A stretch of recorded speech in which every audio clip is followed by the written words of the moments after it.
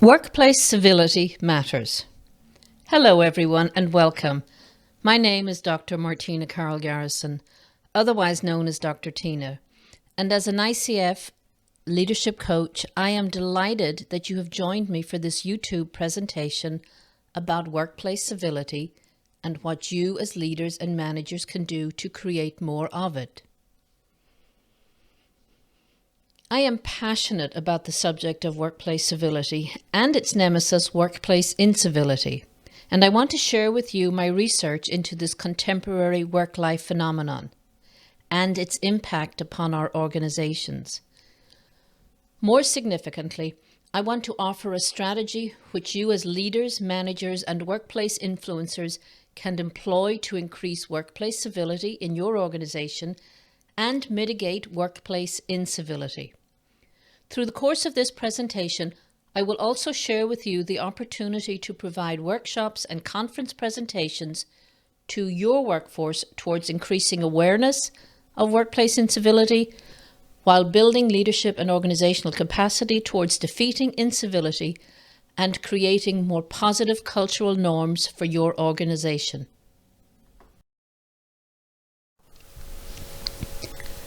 Workplace incivility, as we know it, is a contemporary blight within the organizational landscape, and it adversely impacts both individuals and the organization they work in. Through a variety of research projects and workplace surveys, the data supporting the existence of workplace incivility is mind-blowing. Among thousands of employees surveyed across various industries and job levels, the numbers are staggering. 99% of employees have witnessed workplace incivility. 96% reported first-hand experience of incivility. 80% of employees wasted work effort either worrying about the uncivil incident they experienced or observed. 78% reduced organizational dedication as a result of experiencing or observing incivility.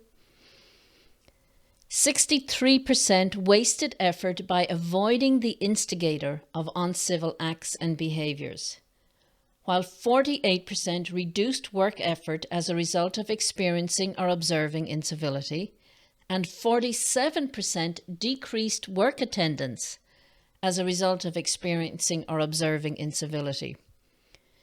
38% purposely decreased their work quality, and 12% changed jobs because of organizational or interpersonal incivility. While this data is significant, what it does not address is the human toll and the resultant impact upon your organization's bottom line or customer experience. So we all know there are a variety of challenges in today's workplace. Recognizing employees' personal lives and work lives are no longer mutually exclusive, and that the work environment has become an extension of prevalent attitudes and behaviors found in the larger society is one way of explaining what's going on. The dynamic nature of the early part of the 21st century's work environment also contributes to the avalanche of workplace incivility. Global competition, dwindling markets, corporate outsourcing, and the rise of temporary and term employees has introduced a greater element of uncertainty into the modern workplace. The bonds of loyalty and cooperation our parents experienced in their workplace towards their colleagues and their employer has been replaced. No longer can an employee expect to be with one employer or one organization for their entire work life. And as such, there is no longer an overarching reason to maintain the bonds of civility on the job. So at the beginning of the presentation, I did mention that I was passionate about workplace civility and incivility. I must disclose that my doctoral dissertation was titled An Exploration of Managers' Awareness and Reaction to Workplace Incivility. Subsequently, I published a paperback book titled Workplace Incivility is Bad for Business: What Managers Need to Know Toward Eradicating Incivility, Creating a Civil Workplace, and Improving the Bottom Line. I currently have 2 books on Amazon titled How to Promote Civility in the Workplace and How to Stop the Bully at Your Workplace. I'm currently working on a 3rd Kindle book titled Workplace Civility Matters. So yes, I am somewhat of a passionate observer and reviewer of work-life civility and incivility matters. I do believe that civility matters in the workplace, and it's something that we have to reintroduce into our lexicon, because from my perspective, we have forgotten the rules of civility for our work environment. And so also, in the interest of full disclosure, I mentioned I am an executive leadership coach. My coaching work is focused on coaching, teaching, and mentoring. My mission is to help individuals and organizations build leadership capacity and executive presence to increase their influence. As a result, I write and speak on personal development, leadership, and organizational behavior. On occasion, I write snippets about other stuff that is tangentially related to improving work life and the workplace. However, my focus is on coaching, teaching, and mentoring for a better work life. I also have a podcast and a radio show titled The Job Talk Radio Show, and soon I will be broadcasting the Job Talk TV show in the Washington, D.C. market. My goal as a teacher and mentor is to provide insightful, relevant content that you can employ in your work life and workplace. My belief: leaders, regardless of what type of organization you support, be it a church group, a volunteer group, a women's group, a student group, neighborhood watch group, small business, nonprofit, government, or for-profit organization, you are under pressure to deliver more for less. Get the best from your teams, influence others, and achieve your best in the role you've been asked to serve. If you hold a position of leadership or aspire to, then I help shape your future at work. I also, through Workplace Civility Matters, help you deconflict on civil and behaviors and incivility in your organization towards shaping your future at work.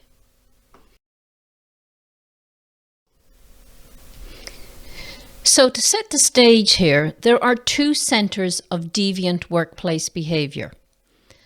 Under the organizational focus, we have production deviance, such as leaving early, taking excessive breaks, intentionally working slow, and wasting resources. And we have the property deviance, such as sabotaging equipment, accepting kickbacks, lying about hours worked, and stealing from the organization. Whereas under the interpersonal focus, we have political deviance, such as favoritism, gossiping about co-workers, blaming co-workers, and competing non-beneficially. And we have personal aggression, such as sexual harassment, verbal abuse, stealing from co-workers, and endangering co-workers' lives. This is the typology of deviant behavior in the workplace. It sets us up for the rest of the discussion about civility and incivility and what we can do about it.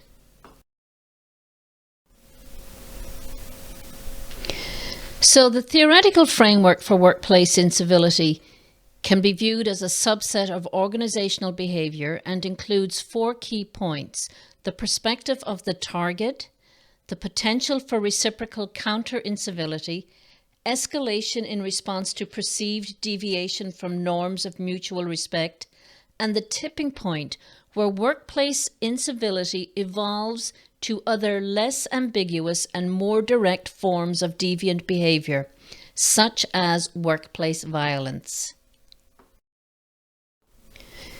Before launching into a tutorial on workplace civility and incivility, I want to share with you that I have built the Workplace Civility Matters program around very specific objectives.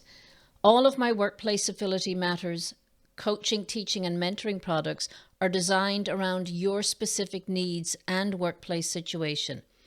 The Workplace Civility Matters program is designed to provide an orientation, an overview, an understanding of civility and incivility in the workplace and in your work life. The program then helps all employees explore and uncover the how and the why in which workplace participants, including leaders, managers, and line staff, contribute to workplace incivility. This program is uniquely designed to engage participants to explore and understand the role of leadership, executives and managers, in creating and imbuing civility and positive cultural norms within your organization. On a more tactical level, the program offers tools and tactics to help your organization apply a variety of proven strategies and tactics to both mitigate existing workplace incivility and to promote workplace civility throughout your organization. Finally, the program helps to identify specific ways your organization can recognize and measure increased civility in the workplace towards creating a sustainable cultural change. The Workplace Civility Matters program is built on the theory of adult learning. It's built around 5 assumptions about adult learning. Adult learners, number 1, are self-directing. Number 2, they come with a lot of experience. Number 3, they will come to workshops or presentations with a set of expectations based on their real life needs. Number 4, they will come ready to learn. And number 5, adult learners are internally motivated. When adult learners can see the long-term benefit of the presentation material, they will internally motivate to do the work for themselves, all towards you being able to influence your workforce to create a sustainable culture change in your organization to mitigate incivility and create more civility. The Workplace Civility Matters program is a fun program. Adult learners learn in a fun environment. As a Georgetown University trained and ICF certified executive leadership coach, my coaching philosophy recognizes that gentle humor creates an optimal learning environment, builds a culture of trust, and maximizes the capacity of individuals for effective communication. Having earned a doctorate in management and organizational leadership, I embrace the belief that, from a theoretical perspective, humor in learning both captures the attentional center of the brain and plants information into the long-term memory, collectively reducing stress for learners.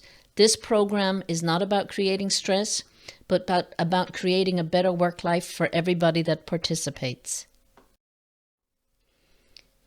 So what exactly is incivility?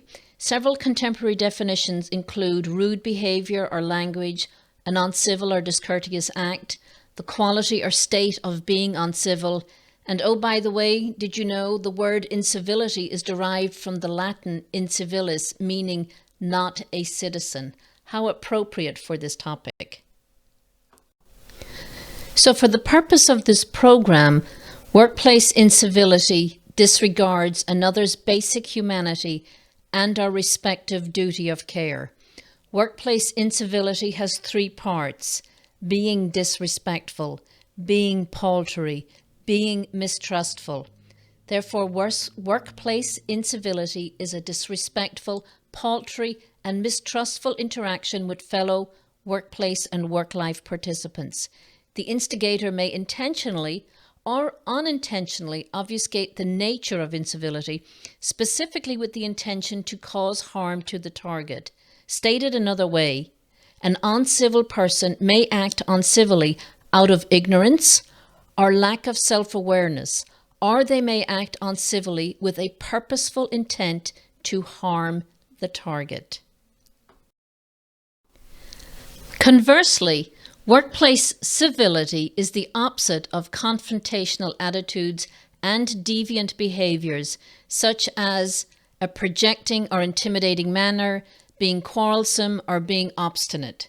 Workplace civility has 3 parts also: being respectful, even in the face of disagreement; being generous, even when there is a cost to doing so; being trusting, even when there is a risk to being so. Workplace civility is a respectful, generous, and trusting interaction with fellow workplace and work-life participants. So, several of the keywords associated with poor workplace behaviors include abuse, aggression, bullying, conflict, control, crisis, destructive, exclusionary behavior, hostility, humiliation, injustice, interpersonal conflict, mobbing, social withdrawal of social support, spreading rumors, intolerance, lack of trust. The spectrum of poor workplace behavior is broad, yet it is recognized along the continuum that leads to the destruction of property, physical aggression, violence, and even murder in the workplace. Poor workplace behaviors are at one end of the spectrum that ultimately lead to other more serious destructive workplace behaviors. So I've discovered that workplace incivility is a very tricky business. There are several beneficially ambiguous characteristics of workplace incivility, which serve as a means for bullies and other hostile instigators to perpetuate malfeasance just below the radar of an organization's response mechanism. Typically, individual acts of incivility are never bad enough to invoke adverse management actions. However, the vagueness component of incivility and the inherent ambiguity is part of what makes this phenomenon so insidious. However, the actors in the drama of workplace incivility are never vague in their intent, and every organization can easily name the protagonists, even if there is no formal complaint ever lodged against them. So for the record, there are 3 players in the incivility drama: the instigator, the target, and the observer. Research shows that incivility spirals create a complex and negative effect upon employees, work units, and within the enterprise in which organizations operate. Employees subjected to workplace incivility, be it the target or the observer, are acutely affected on multiple emotional and physical levels. The preponderance of employees queried admitted to a reciprocal action against the organization as opposed to the instigator to balance out the perceived injustice. If there is no other reason why you want to stop incivility in your organization, this is it. The target tries to get back at the organization, not back at the instigator. This is a phenomenal insight to this workplace condition. So the impact of workplace incivility is far and wide. Organizational performance, outcomes, and the bottom line suffer. Incivility is more than a personal issue, but it's a personnel issue, which unsettles the workplace and reduces target and observer efficacy. Workplace incivility may become the introductory step in workplace deviant behavior that compels the targets and instigators to move to more overt acts of hostility. While incivility and poor workplace behavior has many faces, the results are usually the same. Avoiding workplace incivility does not mean that the workplace and work-life relationships cannot entertain vigorous and healthy discourse and debate.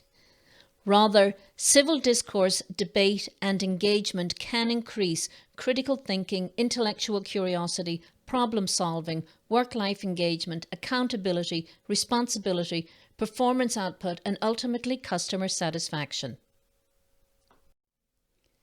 So as a preemptive strike, you can create awareness through discussion, provide an overview of civility and incivility in the workplace and in your work life, help your employees explore the how and why, in which workplace participants contribute, explore the role of leadership in creating and imbuing civility, introduce a variety of proven strategies and tactics to 1. Mitigate existing workplace incivility, and 2. Promote workplace civility throughout your organization.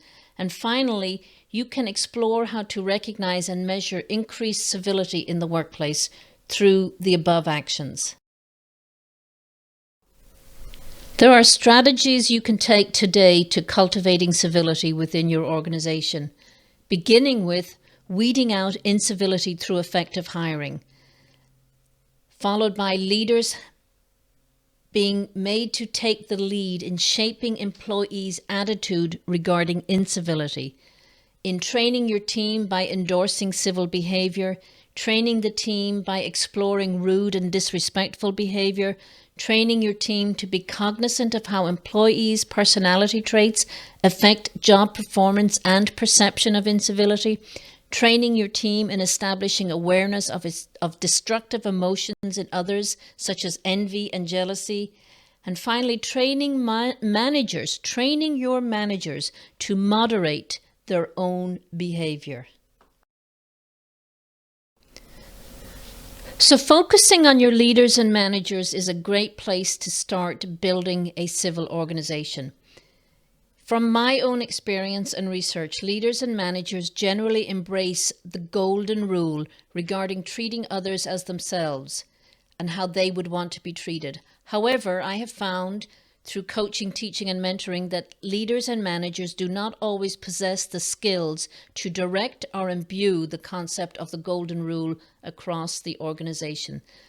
Training your leaders and managers is definitely a great place to start towards mitigating and eliminating workplace incivility and building an organizational cultural norm that embraces civility.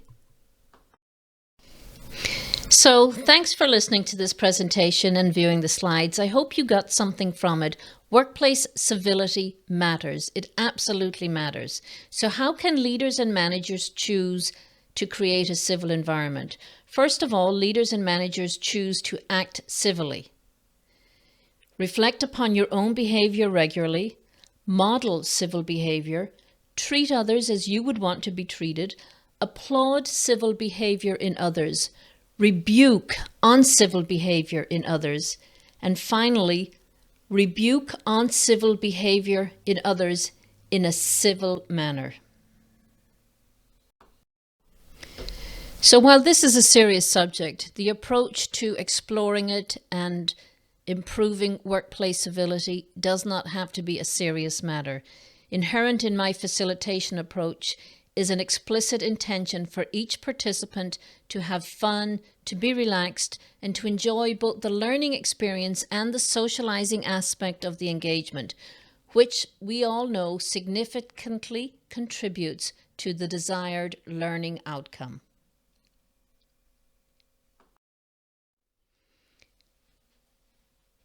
In conclusion, workplace civility matters.